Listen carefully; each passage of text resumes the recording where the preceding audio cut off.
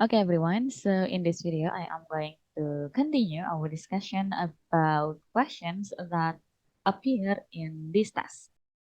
Jadi untuk video kali ini kita akan fokus untuk membahas tes atau soal-soal yang muncul di ujian masuk perguruan tinggi khususnya untuk UGM Universitas Gadjah Mada di tahun 2019. And if you pay attention to the previous years, as you know, mereka secara konsisten menggunakan tipe soal yang hampir sama. Jadi nantinya kalian akan memiliki beberapa teks yang akan melibatkan atau menuntut kalian untuk menggunakan kemampuan literasi kalian dan juga kemampuan grammar.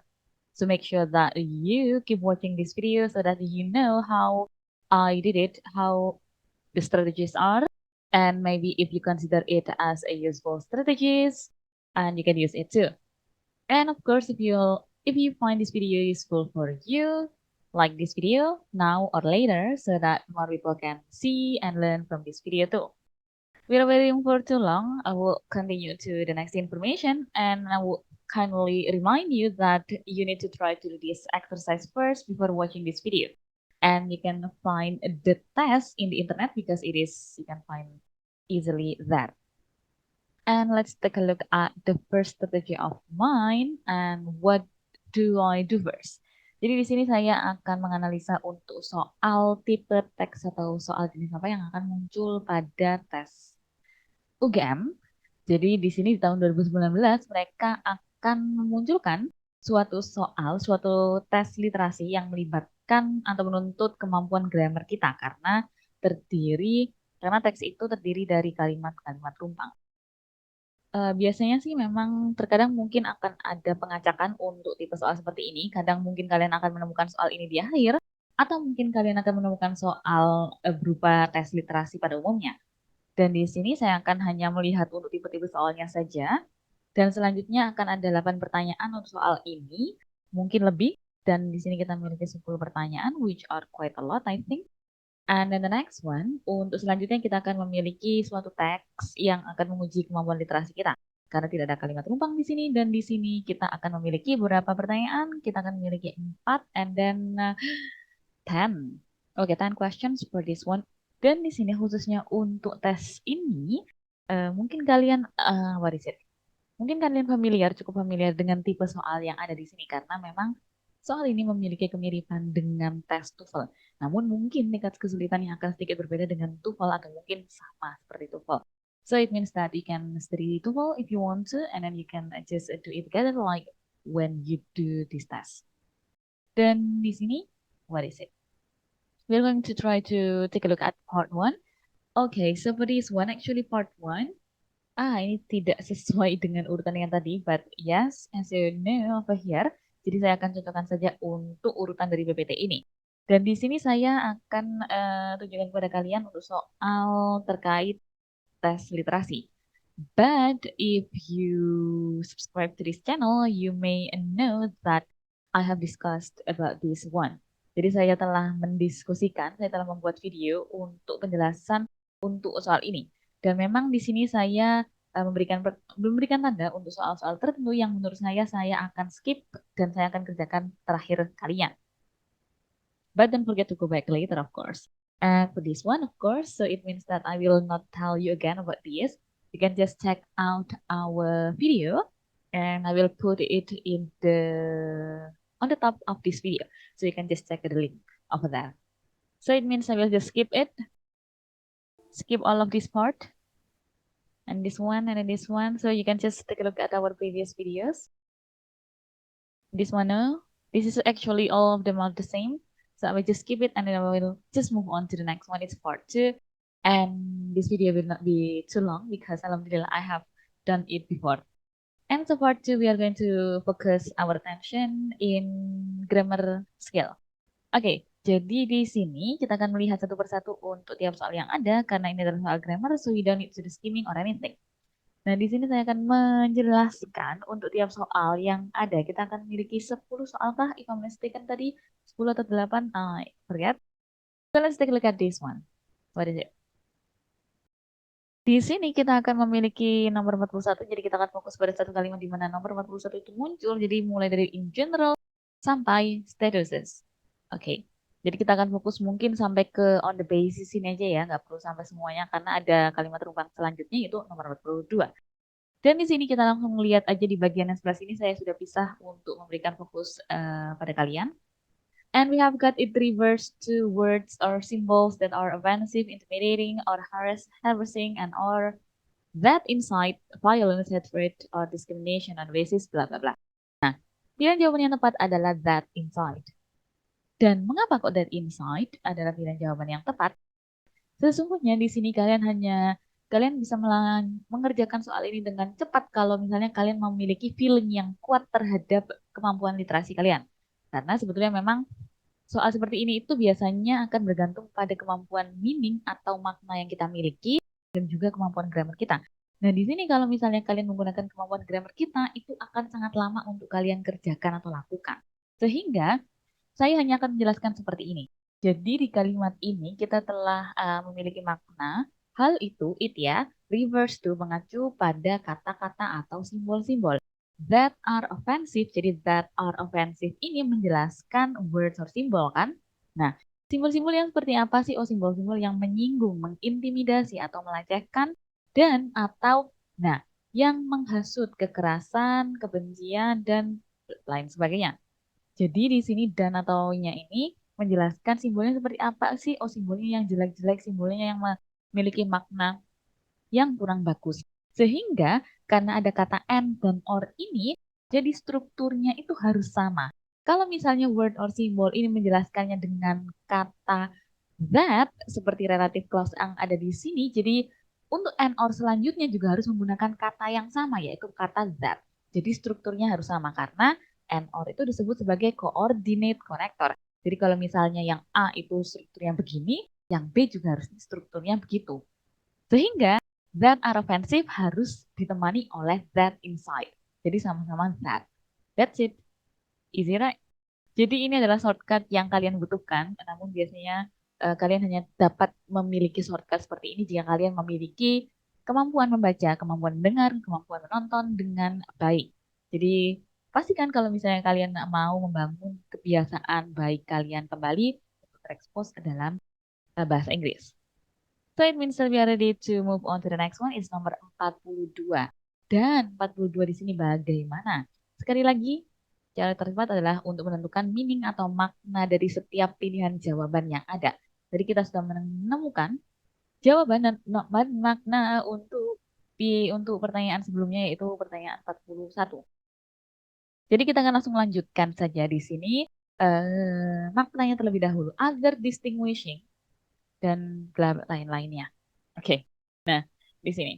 Oke, distinguishing other ini memiliki makna membedakan lainnya. Other distinguishing ini sebagai jawaban yang tepat, yaitu mereka memiliki what is it? Makna status pembeda. Dan selanjutnya membedakan lainnya, salah artinya status yang berbeda lainnya ini kurang tepat nantinya.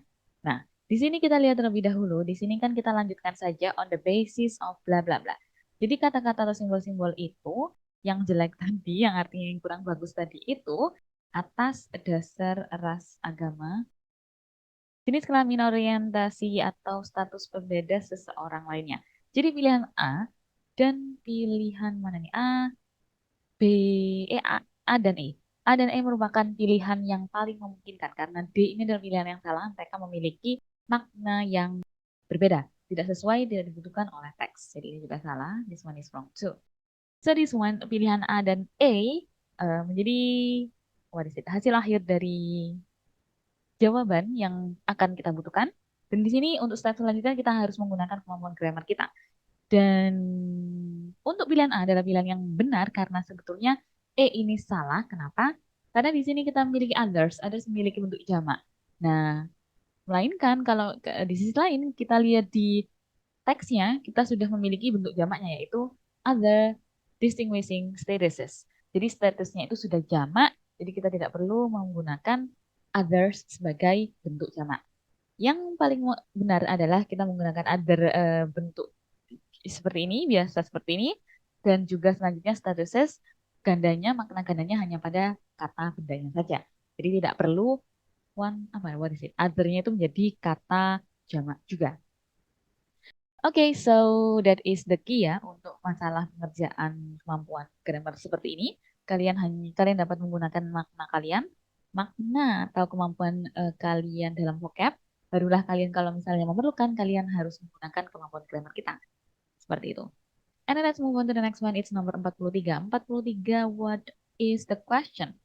Nah, this one. This is quite unique, I think, and I was quite long to do this exercise because I think that all of them are right. So it means that semua bisa aja menjadi jawaban yang benar, tergantung yang menulis. Seperti itu.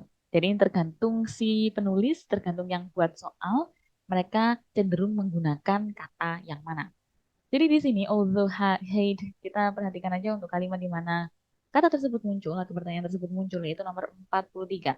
Jadi kita akan fokus pada although until controversial.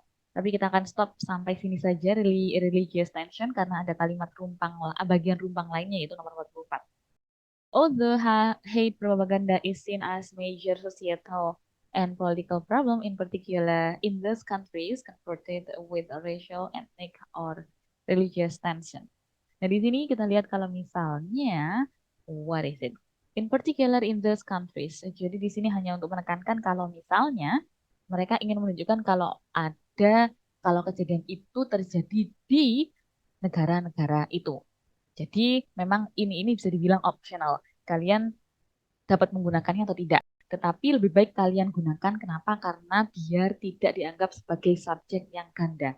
Jadi di sini nantinya akan ada kalimat lainnya. Jadi kita sudah memiliki dua subjek, jadi kita tidak perlu menggunakan atau menambahkan subjek lainnya. Jadi takutnya disalahpahami sebagai subjek atau double subject. So that's why we will choose B, C, or D.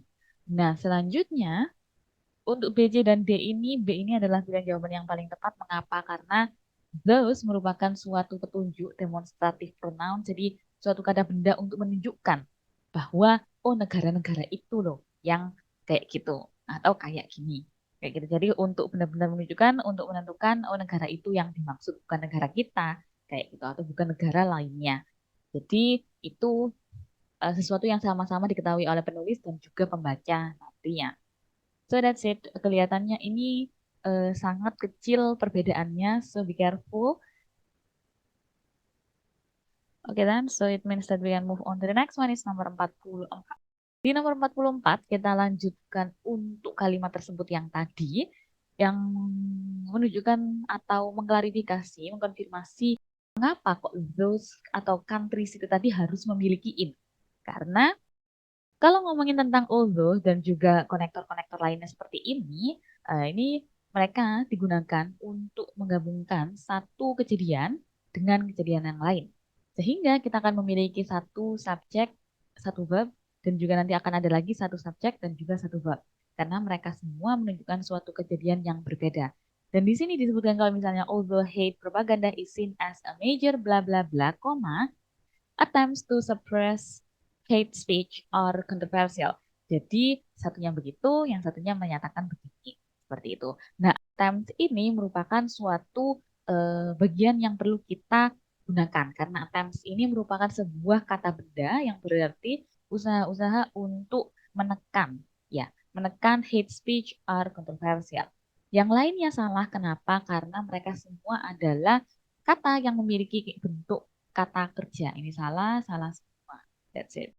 So, kalian dapat menggunakan makna kalian untuk mencoba mengerjakan soal nomor 44. Namun mungkin akan sedikit bingung karena akan digabungkan dengan soal tadi yang sebelumnya nomor 43.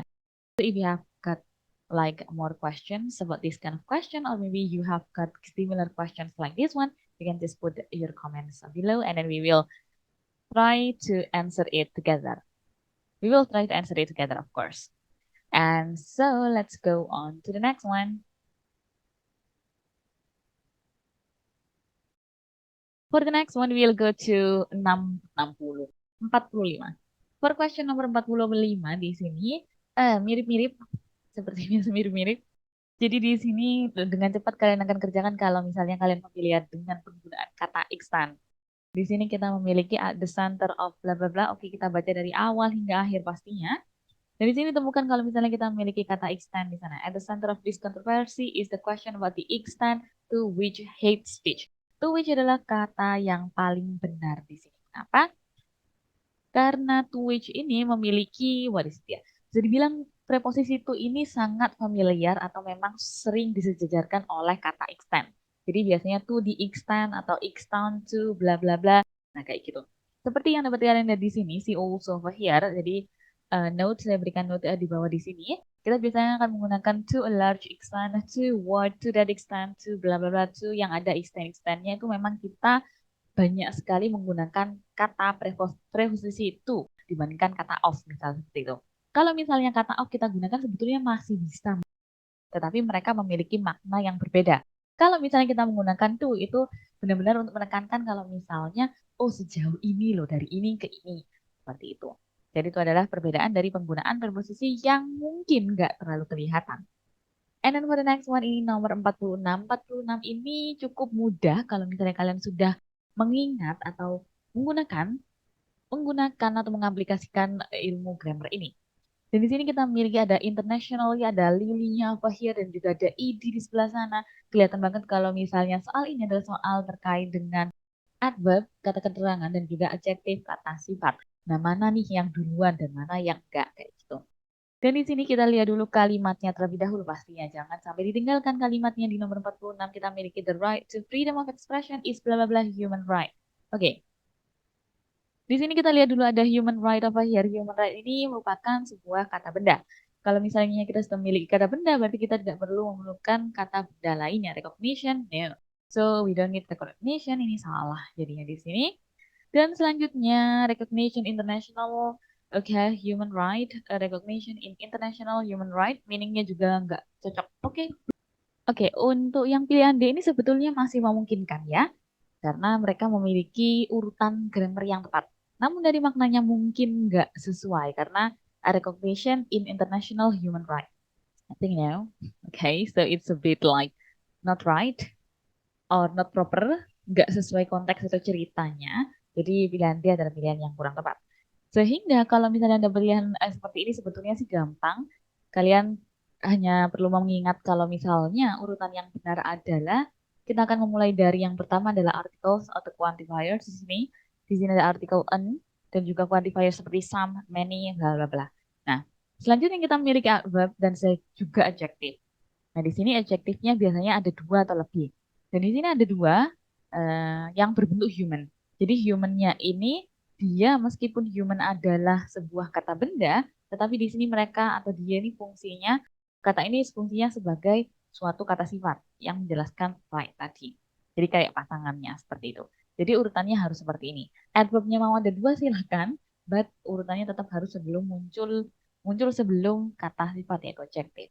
Itu untuk nomor 46. Dan selanjutnya untuk nomor 47 ini gampang banget.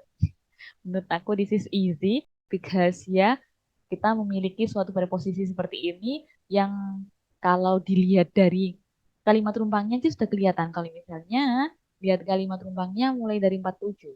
Oke, masih kosongan ya subjeknya human rights, lawyers, and scholars. Ada N-nya di sini sudah kelihatan banget. N pasangannya between. So that's it.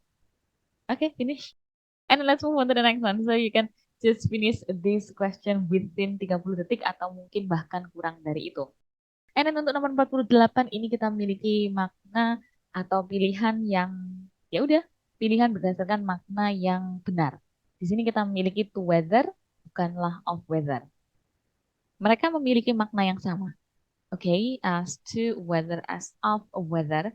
Jadi bisa dibilang as to weather itu lebih sering digunakan daripada as of weather. Mereka mungkin memiliki makna yang sama, tapi mungkin akan ada sedikit bedanya seperti apa.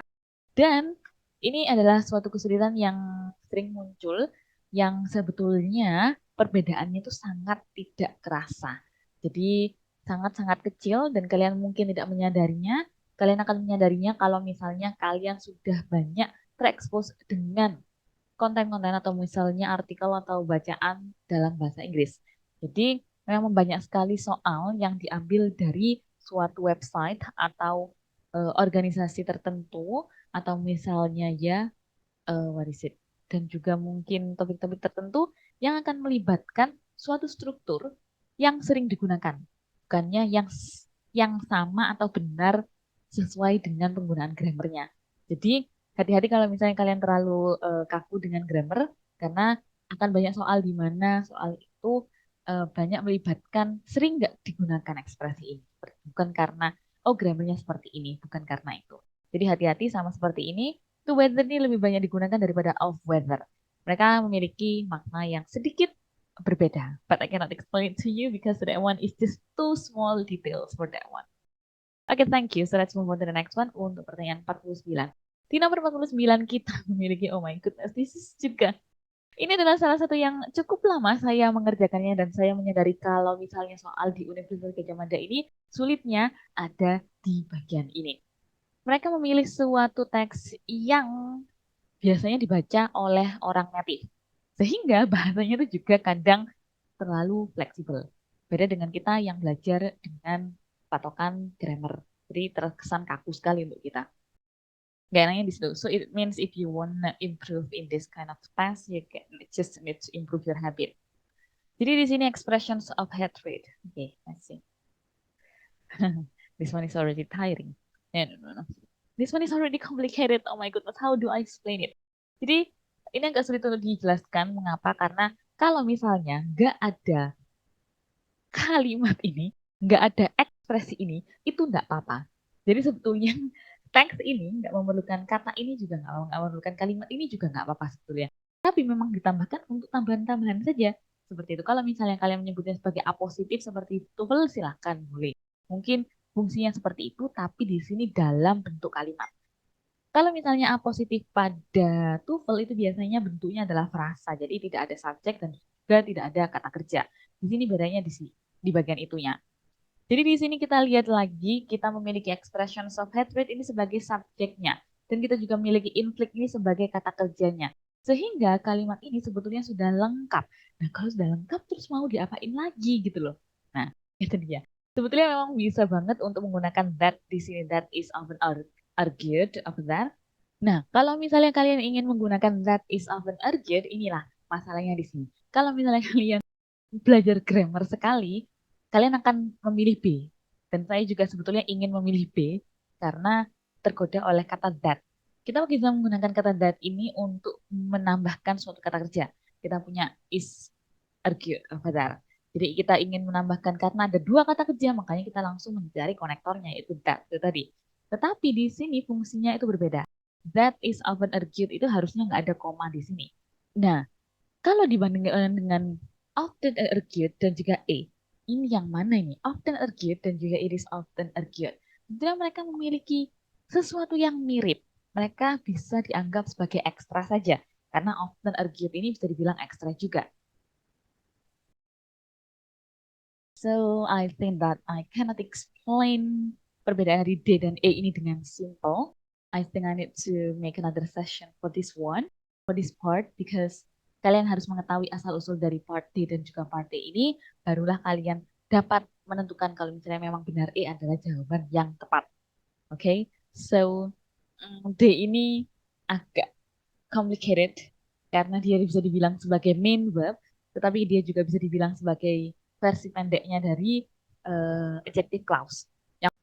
Jadi, I will not explain it further for you because kalau yang D itu kan saya bilang kalau misalnya tadi adalah bentuk pendek dari relative clause seperti which is often occurred. Tetapi di sini kita tidak memerlukan hal itu, kita hanya memerlukan suatu tambahan saja yang bisa kita hilangkan kapan saja. Dan sebetulnya adalah tambahan itu berupa seperti ini. It is often argued. Jadi benar-benar ini adalah sebuah tambahan dan ini bisa saja dihilangkan kalau misalnya kalian ingin. Kalau misal kalian merasa kalau kalimat ini terlalu panjang, kalian bisa menghilangkan it is often argued. Karena fungsinya hanya sebagai suatu extra information saja. I will not explain it further because I need to have another session to explain 49 ini. If you have got a good habit, I think that you will know why E is the right one. And then let's move on to the next one. The last one. I think I will just move on. Untuk nomor 50. Di sini nomor 50. Sebetulnya, okay, targeted dan juga targeting. target. Dari grup target aja sudah dari maknanya sudah nggak cocok nih. Ini target grup ini bukan grup targetnya salah karena maknanya nggak sesuai, ini juga nggak sesuai. Jadi yang memungkinkan adalah A, B, dan C. Targeting group itu salah. Kenapa ini yang salah? Karena mereka memiliki makna sebagai seseorang yang melakukan aksinya. Jadi mereka yang menargetkan seseorang atau grup-grup tertentu. Sehingga salah. Jadi yang memungkinkan adalah B dan C, target dan juga targeted group. Untuk target ini perbedaannya itu nggak terlalu kelihatan kalau misalnya kalian nggak sering membaca atau mendengarkan ekspresi seperti ini. Target group ini sudah benar dari grammarnya sudah oke, tapi maknanya ini yang sedikit berbeda daripada targeted group. Kalau misalnya ngomongin targeted group itu benar-benar yang menargetkan seseorang. Kita tahu siapa yang ditargetkan, orang grup atau aktivitas tertentu itu yang ditargetkan. Jadi benar-benar ada kekhususan untuk siapa yang ditargetkan. Kalau misalnya target saja nggak pakai id, itu bisa dibilang agak umum, agak general. Seseorang siapa saja itu bisa menjadi targetnya. Kayak gitu. Jadi eh, kalau targeted itu lebih spesifik, lebih khusus, kita tahu siapa yang akan kita targetkan. Kalau misalnya harinya target saja, siapapun bisa menjadi targetnya. Seperti itu. Jadi targeted adalah pilihan yang paling benar untuk pilihan nomor 50. And then this is the last question for this one. So I think that's it. Thank you very much.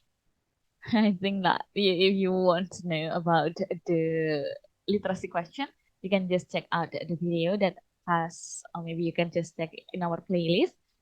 Di kisi-kisi terbaik untuk SNBT 2023 saya telah menjelaskan untuk teks sebelumnya. And then I would like to say thank you to all of you who have also subscribed to this channel. So that is like a kind of support for all of us to keep making videos about these kind of videos. And then we will just keep trying to make new videos about this kind of videos untuk University English exam so that you can learn from it too. And then if you are interested to join our online class so that you can just have class that you can master. Jadi kalian bisa mengkhususkan atau mengikuti kelas kita, jadi kita bisa juga mengikuti kecepatan belajar kalian dan kemampuan belajar kalian sampai mana kita akan bantu dari yang mungkin yang masih pemula hingga yang menjadi seseorang yang sudah mahir dalam mengerjakan tes seperti ini atau mungkin kemampuan bahasa Inggris pada umumnya. So, thank you very much for watching and I will see you again in our next video. See you!